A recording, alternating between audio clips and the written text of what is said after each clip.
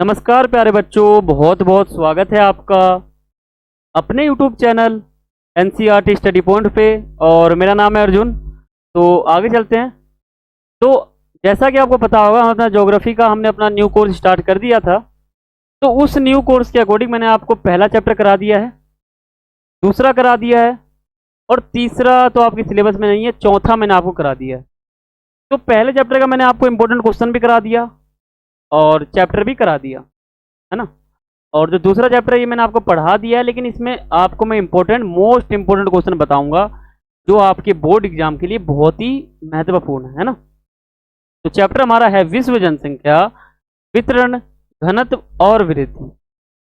Class हमारी 12th है, geography हमारा सब्जेक्ट है यानी भूगोल, हम भूगोल भी कहते हैं हिंदी में। चैप्टर हमारा 2 है। तो शुरू करते हैं अपना चैप्टर यानी इसका इंपॉर्टेंट क्वेश्चन। और आपका कोई सवाल हो, कोई क्वेरी हो तो आप मुझसे पर्सनली पूछ सकते हो। यूजर नेम हमारा जो आपके सामने लिखा हुआ है, आप यहाँ पे जाओगे तो यहाँ पे आपको एक लिंक मिलेगा नीचे। आप इस पर जब क्लिक करोगे तो हमारे चैनल पे आ जाओगे और आप मुझे फॉलो करना ना भूलें और आप मुझसे नीचे पर्सनली पूछ सकते हैं। तो आगे चलते हैं। और आपने टेलीग्राम ग्रुप को ज्वाइन नहीं किया है तो उसको ज्वाइन करें। हमारा जो ग्रुप है उसका नाम है A.K स्टडी पॉइंट। आप जब यहाँ पे सर्च करेंगे तो इस प्रकार का ग्रुप ऊपर आ जाएगा। इसमें जो फोटो है वो कुछ इस प्रकार से होगा। आप यहाँ जब क्लिक करेंगे तो नीचे एक ऑप्शन आ जाएगा ज्वाइन का, आप उस पर जब क्लिक करेंगे तो उस पर आप ज्वाइन हो जाएंगे, है ना। तो आगे बढ़ते हैं। तो आज का आपका फर्स्ट क्वेश्चन है, वो है जनसंख्या परिवर्तन के 3 प्रमुख घटक कौन कौन से हैं। पहला आ जाएगा हमारा जन्म दर, दूसरा आ जाएगा मृत्यु दर, तीसरा आ जाएगा प्रवास। अब ये आ तो गए, लेकिन अब इसका मतलब क्या है। देखो यहाँ पूछ रहा है जनसंख्या परिवर्तन यानी जनसंख्या में बदलाव, बदलना। ये 3 प्रमुख घटक कौन कौन। 3 अगर देखे जाए तो 3 प्रमुख घटक यही है। इसके कारण हमारा जो जनसंख्या है, देश का जनसंख्या जो थोड़ा बदल जाता है, परिवर्तन आ जाता है। यदि 1 लाख है, अगर जन्म दर बढ़ गया तो 2 लाख हो जाएगा, मृत्यु दर बढ़ गया तो 1 लाख हो जाएगा, प्रवास आ गया यानी लोग आके यहाँ बस गए तो 2 लाख हो जाएगा, 2.5 लाख हो जाएगा, कई बार 50 लाख हो जाएगा। ऐसे घट बढ़ हो जाते हैं ना। जन्म दर से क्यों परिवर्तन आता है। अगर मान लो एक तरह से अगर जन्म दर जो है वो अधिक हो जाएगा तो जनसंख्या जो बढ़ेगी यानी जनसंख्या में परिवर्तन आएगा, है ना। और जो मृत्यु दर है अगर ये बढ़ गया तो एक तरह से परिवर्तन आएगा, क्योंकि जो बूढ़े लोग हैं एक तरह से उनकी मृत्यु होने लगेगी, है ना। मृत्यु दर बढ़ जाएगा तो कहीं ना कहीं जनसंख्या परिवर्तन आ जाएगा। प्रवास अगर मान लो ये मुंबई इलाका है, ये दिल्ली इलाका है, यहाँ पे 1 करोड़ आबादी है, यहाँ पे 2 करोड़ आबादी है, यहाँ से 1 करोड़ लोग यहाँ पे आ गए तो यहाँ पे हो गया 3 करोड़ आबादी। या 1 करोड़ मैंने आपको बताया था, मान लो 2 करोड़ आबादी, है ना। 2 करोड़ यहाँ पे हो गया और 1 करोड़ यहाँ से घट जाएगा, तो यहाँ पे भी परिवर्तन हो गया, यहाँ पे भी परिवर्तन हो गया। समझ गए।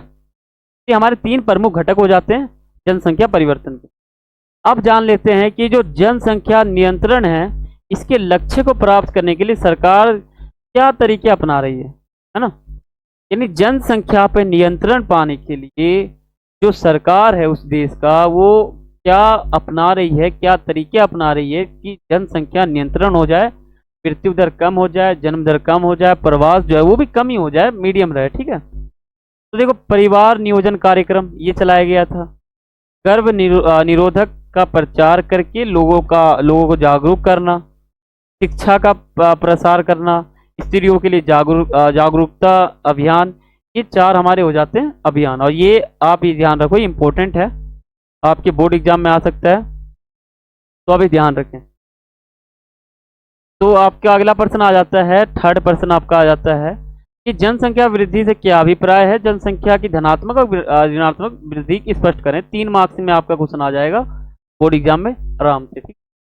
जनसंख्या वृद्धि में आपको अपनी भाषा में बताता हूँ क्या होता है। देखो एक निश्चित अवधि के दौरान अगर जनसंख्या में परिवर्तन हो जाता है, उसी को जनसंख्या वृद्धि कहते हैं। निश्चित अवधि के दौरान मतलब मान लो आज ये पूरा इलाका है दिल्ली का, यहाँ से 15 लोग आ रहे हैं जनसंख्या इंक्वायरी के लिए। इन्होंने जनसंख्या काउंटिंग कर ली, 4 लाख लोग यहाँ पर हैं। अब यहाँ पे निश्चित अवधि यही है, ये लोग आके चले गए। अगर अब इस निश्चित अवधि के दौरान अगर जनसंख्या 4 लाख से 5 लाख हो जाती है या फिर 4 लाख से 3 लाख हो जाती है, तो इसका मतलब है कि जनसंख्या वृद्धि हो रही है। भले ही जनसंख्या घट जाए या बढ़ जाए, उससे कोई मतलब नहीं है, समझ गया। यानी एक निश्चित अवधि के दौरान जनसंख्या में परिवर्तन होना जनसंख्या वृद्धि कहलाता है। ये धनात्मक ऋणात्मक दोनों रूप से हो सकता है ना। अब यहाँ पढ़ो, यहाँ पे भी यही चीज लिखा हुआ है, देखो, किसी निश्चित समय अवधि के दौरान जनसंख्या में परिवर्तन होना जनसंख्या वृद्धि कहलाता है। मैंने आपको अपने लैंग्वेज में बताया। जनसंख्या वृद्धि दर यानी यह जनसंख्या परिवर्तन है जो प्रदर्शित व्यक्त किया जाता है कि जनसंख्या वृद्धि दर किस प्रकार से हुआ है, क्या है ना, कम ज्यादा ये हमारे हो जाते हैं। आपको मैंने चैप्टर में पढ़ा रखा है, इसलिए मैं थोड़ा जल्दी जल्दी आपको बता रहा हूं, है ना। तो देखो, जनसंख्या की धनात्मक वृद्धि क्या है, इसे दो रूप से भी पूछ सकते हैं यार। देखो, इन्हीं दो समय अंतरालों के बीच, यानी आज यहाँ पे काउंटिंग हो गया है कि 4 लाख लोग रहते हैं, है ना। अब जब बढ़ जाती है, तो जब काउंटिंग हुआ और जब बढ़ा, इसके बीच के समय को कहते हैं एक निश्चित अंतराल, है ना, इसी को कहते हैं हम वृद्धि।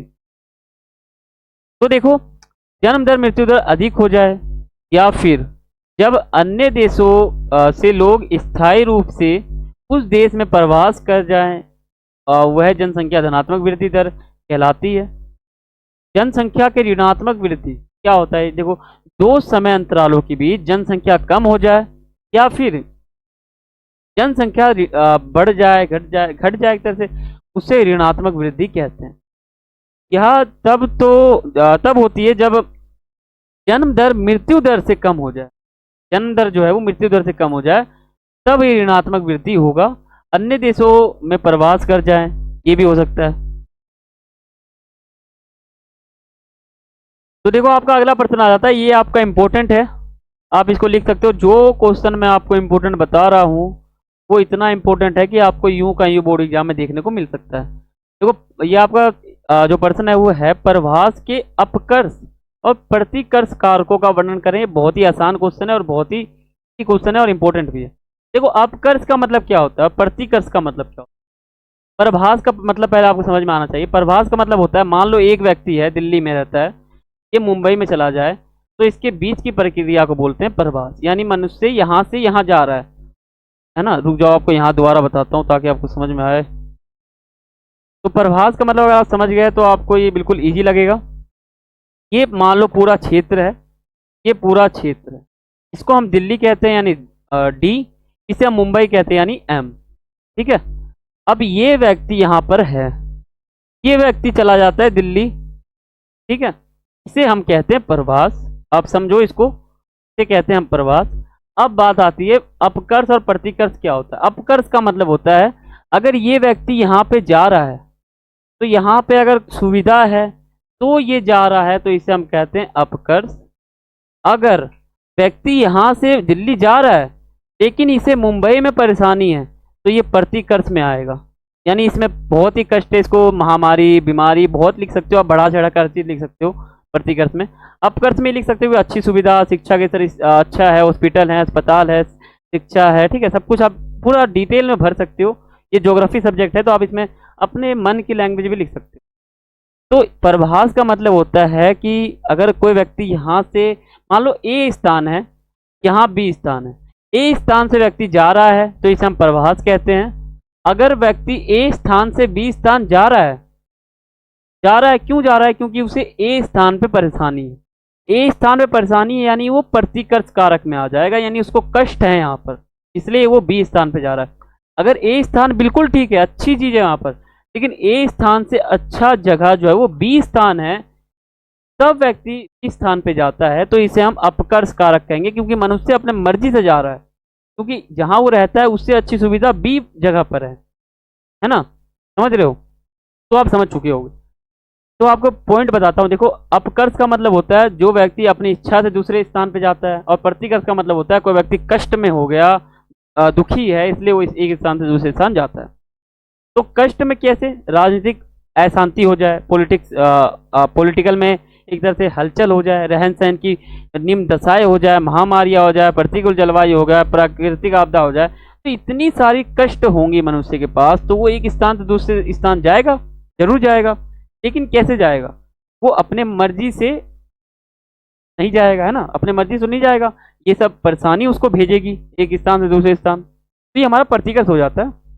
अपकर्ष का मतलब होता है रोजगार के बेहतर अवसर के लिए। यानी मान लो आप गांव में रहते होगे, आप अगर दिल्ली आए हो तो किस लिए आए हो, अच्छे अवसर के लिए, तो ये हमारा अपकर्ष में आ जाएगा। रहन सहन की अच्छी दशाएं, शांति, अनुकूल जलवायु, है ना। यहाँ प्रतिकूल जलवायु था। प्रतिकूल का मतलब, अनुकूल का मतलब को समझ में आना चाहिए। प्रतिकूल मतलब बहुत ही खराब जलवायु है, और अनुकूल का मतलब बहुत ही अच्छा है। तो देखो, जीवन की संपत्ति में सुरक्षा, यानी जो जीवन मनुष्य का है उसके संपत्ति, उसका जो संपत्ति है, जीवन, पूरा जीवन वो सुरक्षित है जहाँ वो मनुष्य अपकर्ष कारक के लिए समझ गए। तो ये हमारे 2 पॉइंट है, इंपॉर्टेंट है, आप इसको लिख सकते हो, बोर्ड एग्जाम में आ रखा है पिछले साल।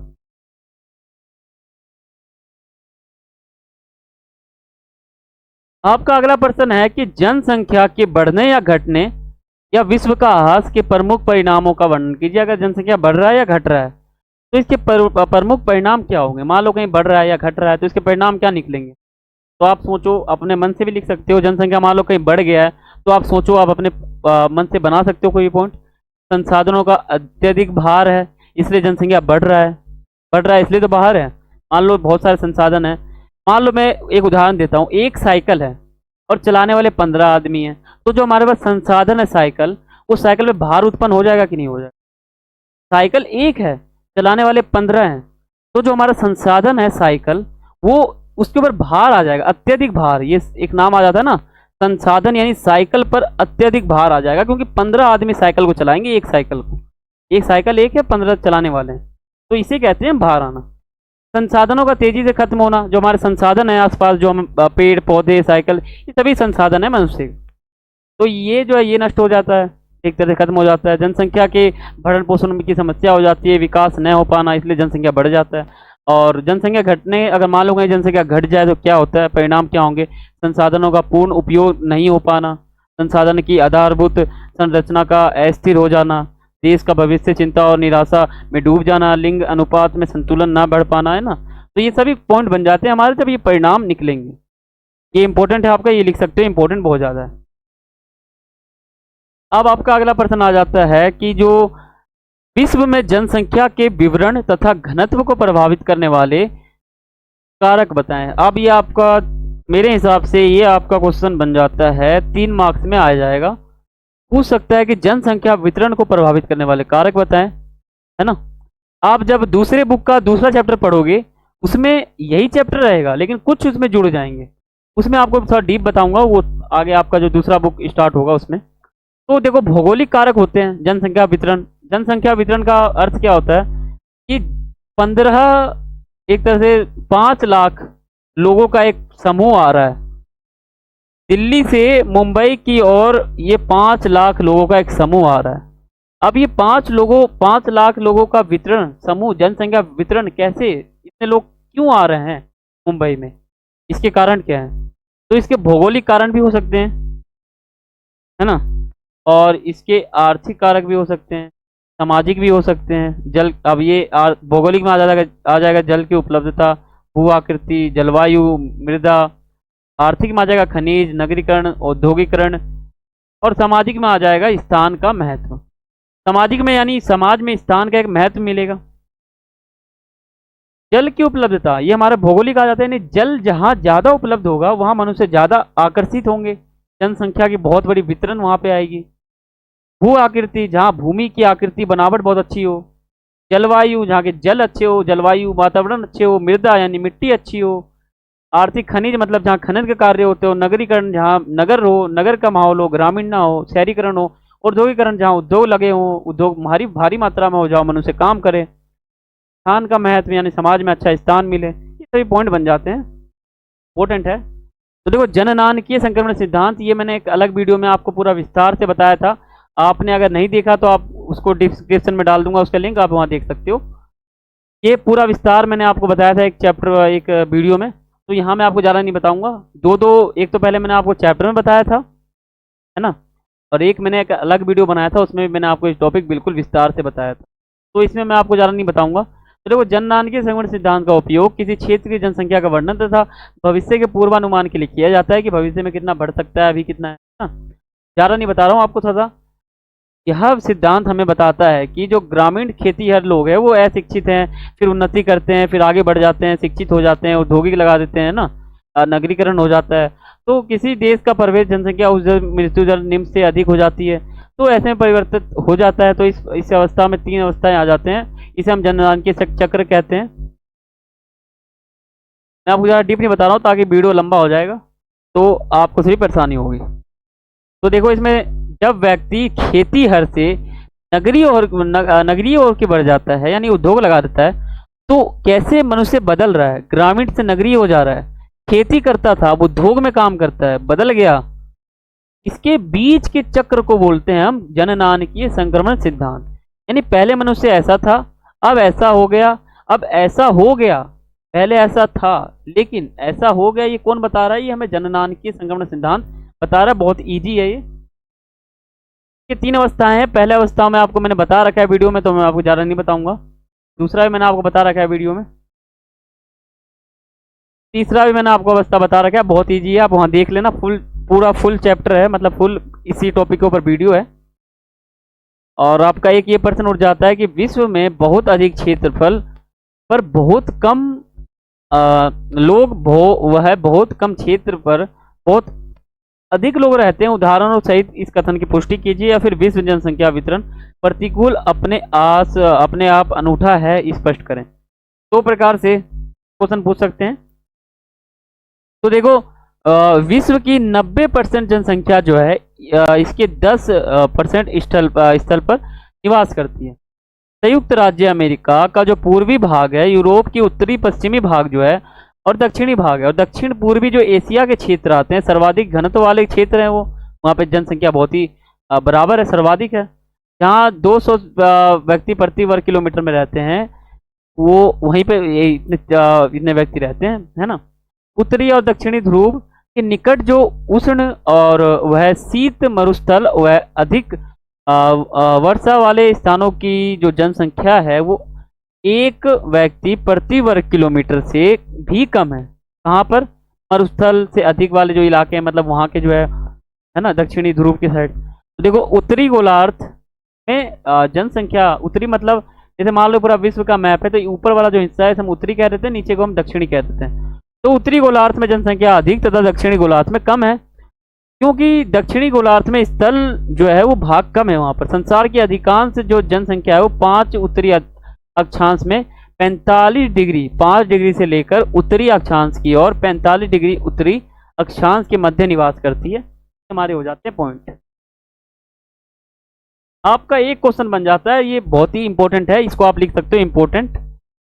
तो देखो, किसी देश की जनसंख्या में तेज गति से वृद्धि से वहां के आर्थिक विकास पर प्रभाव पड़ेगा। यानी मान लो कोई देश है, वहां पर अगर जनसंख्या तेजी से बढ़ रही है, तो वहां पर जो आर्थिक विकास पर उसका प्रभाव पड़ेगा जनसंख्या का, वो कौन कौन से पड़ेंगे। तो ये मैंने आपके सामने पॉइंट लिखा हुआ है, ठीक है। ये आपका पॉइंट 1 है, ये 2 है, ये 3 है, ये 4 है, ये 5 है। तो ये मैंने हेडिंग लिख रखा है, इसको आप एक्सप्लेन करोगे एरो डालकर, ऐसे एरो डालोगे और एक्सप्लेन करोगे। अगर 3 नंबर में आता है तो दूसरा एक्सप्लेन कर सकते हो, अगर 1-2 नंबर में आता है तो आप एक्सप्लेन मत करना।